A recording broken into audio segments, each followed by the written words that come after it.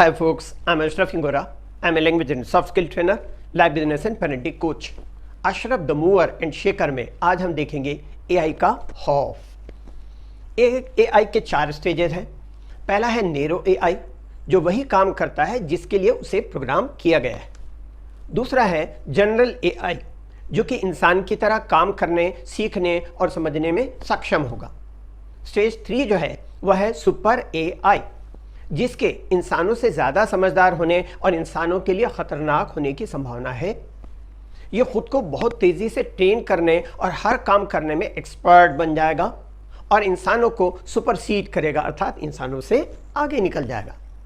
Stage 4 है God AI. इस stage में वो खुद को हर तरह से ताकतवर बनाने में सक्षम हो जाएगा। वैज्ञानिक इसे सिंगुलरिटी भी कहते हैं।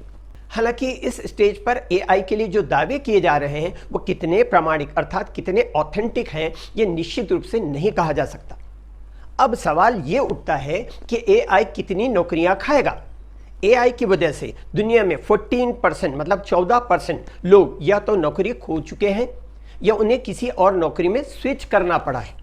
अमेरिका में 19 लाख, चीन में 12 लाख, भारत में सिर्फ आईटी सेक्टर में ही 6.5 लाख लोगों की नौकरियां जा चुकी हैं। ये तो बस शुरुआत है।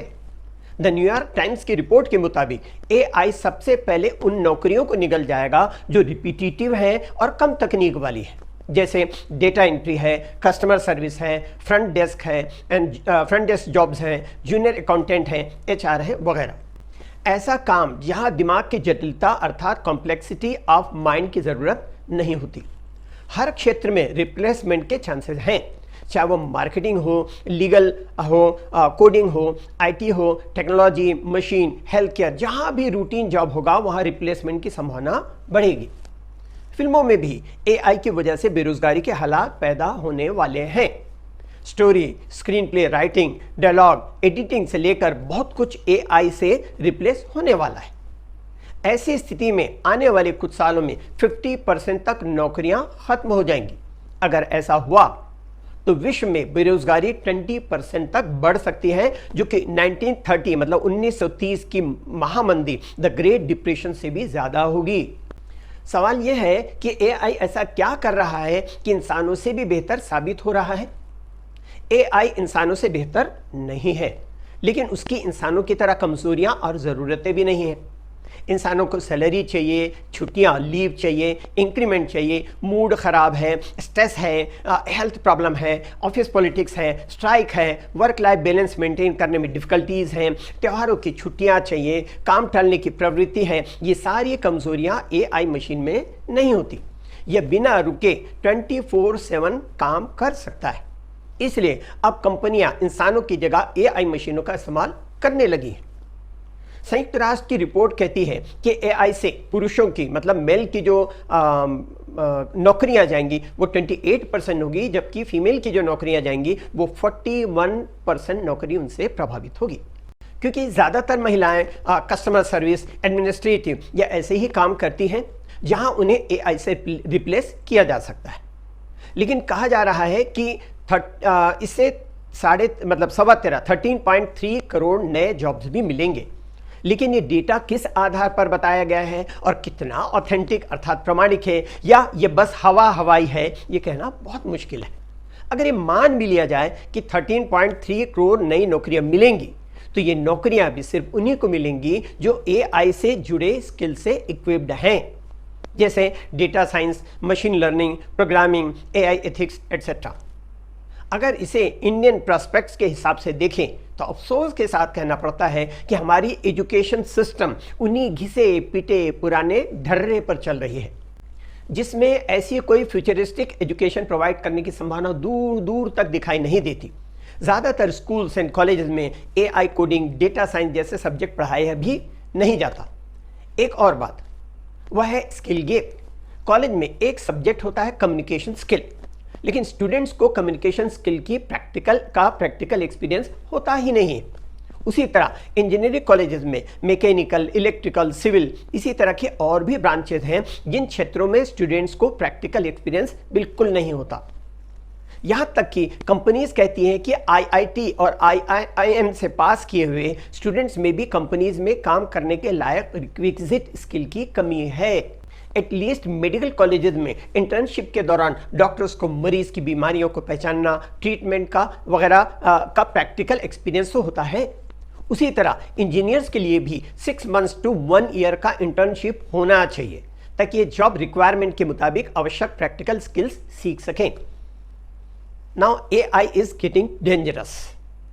AI का सदुपयोग करने वाले मिलेंगे तो लगभग उतने ही लोग दुरुपयोग करने वाले भी मिलेंगे। जैसे कि कहा जाता है सीइंग इज बिलीविंग, अर्थात देखना ही विश्वास करना है। लेकिन AI के आने के बाद अब यह निश्चित रूप से नहीं कहा जा सकता कि आप जो देख रहे हैं, चाहे वो तस्वीर हो चाहे वो कोई वीडियो हो, वो सही है। इसलिए सावधान रहना जरूरी है। अब इस वीडियो में जो लड़की किसी गेम का प्रोग्राम को प्रमोट कर रही है वो लड़की नहीं है, बल्कि उसकी किसी वीडियो की क्लिपिंग लेकर AI की मदद से फेक वीडियो बनाया गया है। AI is getting really scary. Looking for a puzzle game that's colorful, satisfying, and just the right amount of tricky? Then you need to try Color Block Out. Your goal is simple. Slide the blocks to the matching color dates and clear the board. What you saw is not me. From what I can gather, someone has taken a clip from one of my YouTube videos and AI'd my face. अब कुछ सावधानी भी बरतने की जरूरत है, खास करके यूथ को, जिन्हें अपने डिफरेंट लुक को बदलने का शौक रहता है।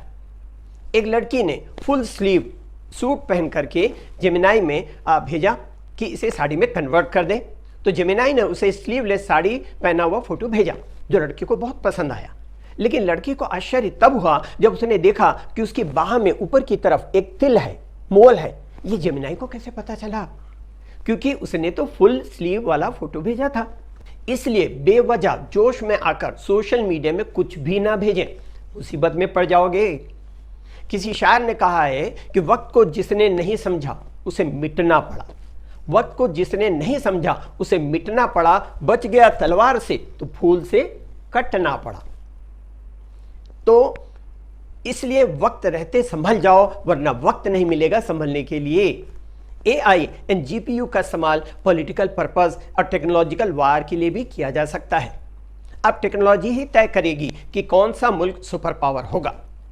अब इसका दूसरा पहलू भी है और जिसकी संभावना बहुत ज़्यादा है कि AI गलत ताकतों के हाथों में चला ना जाए, बल्कि आप गौर करेंगे तो पता चलेगा कि ये दुनिया की कुछ गलत ताकतों के हाथ में ही है और वो उसका नाजायज़ फ़ायदा भी उठा रहे हैं, जिसकी वजह से ह्यूमन राइट्स, एमनेस्टी इंटरनेशनल, यहाँ तक UN भी इररिलेवेंट, अप्रासंगिक हो गया है। इस कम्युनिटी के कितने भी लोग मरते हैं तो मरने दो, और उस कम्युनिटी का एक भी इंसान की मौत हो गई तो घर उजाड़ दो। माइट इज राइट के इस दौर में न्यायपालिका से भी कोई उम्मीद करना बेकार है। वैसे भी 2025 से 2030 तक का पीरियड कई तरह से उथल पुथल भरा होगा, न सिर्फ AI से नौकरियां जाने की वजह से, बल्कि राजनीतिक उथल पुथल, युद्ध के हालात, प्राकृतिक आपदा मतलब नेचुरल कैलेमिटीज, सब कुछ इसी दौर में होगा। इसलिए संभल जाइए। इंग्लिश के लिए आप मेरे channel English breakfast with Ashraf and soft skill के लिए Ashraf the mover and shaker को लाइक, शेयर एंड सब्सक्राइब करें। कमेंट सेक्शन में कमेंट करें, बेल आइकॉन प्रेस करें और मेरी बुक जरूर पढ़ें। Thanks for watching.